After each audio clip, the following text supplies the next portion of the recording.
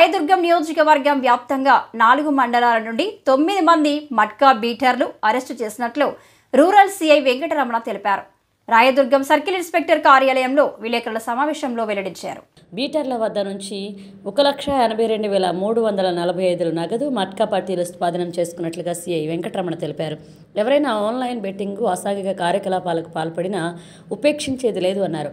అనంతపురం జిల్లా SP Jagadish IPS ఆదేశాల మేరకు కళ్యాణదుర్గం డీఎస్పీ పి రవిబాబు మరియు Rayadurgam rural inspector K Venkataramana పర్యవేక్షణలో రాయదుర్గం రూరల్ సర్కిల్ పరిధిలో ఉన్న బొమ్మనహల్, డి హిరేహల్, కనేకల్ మరియు గుమ్మగట్టు పోలీస్ స్టేషన్ పరిధిలో మట్కా నిర్వహిస్తున్న వారిపై స్పెషల్ డ్రైవ్లో భాగంగా సిఐ మాట్లాడుతూ రాయదుర్గం రూరల్ సర్కిల్ పరిధిలో ఎవరైనా మట్కా నిర్వహించిన ఎడల సదరు సమాచారంను Rayadurgam rural circle inspector K Venkataramana cell number 9440796825 లేదా డయల్ 100కు కానీ సమాచారం ఇవ్వలేనని సమాచారం ఇచ్చిన వారి పేరులను గోప్యంగా ఉంచుతామని సర్కిల్ ఇన్స్పెక్టర్ కె వెంకటరమణ తెలియజేశారు. ఈ సందర్భంలో ఎస్ఐలు నబీ రసూల్, గురుప్రసాద్ రెడ్డి, నాగమధు, ఈశ్వరయ్య మరియు పోలీస్ సిబ్బంది పాల్గొన్నారు.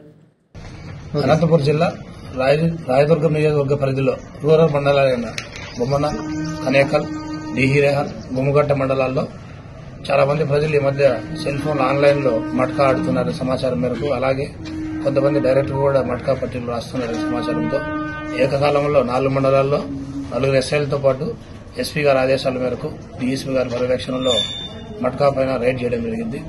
9 మందిని అరెస్ట్ చేసి మొత్తం 1,82,500 రూపాయలు సీజ్ చేసి వాళ్ళ మీద కేసు నమోదు చేయడం జరిగింది.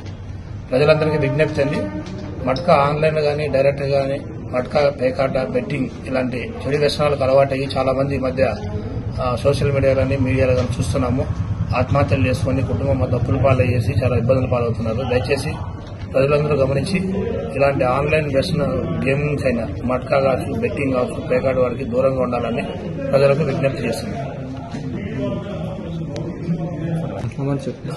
ఇలాంటి ఈ గేమింగ్, ఈ అసాంఘిక కార్యక్రమాల గురించి ఏమైనా మీకు ప్రజలు ఏమైనా సమాచారం తెలిస్తే మాకు సమాచారం ఇవ్వాల్సిందిగా కోరుతున్నాం.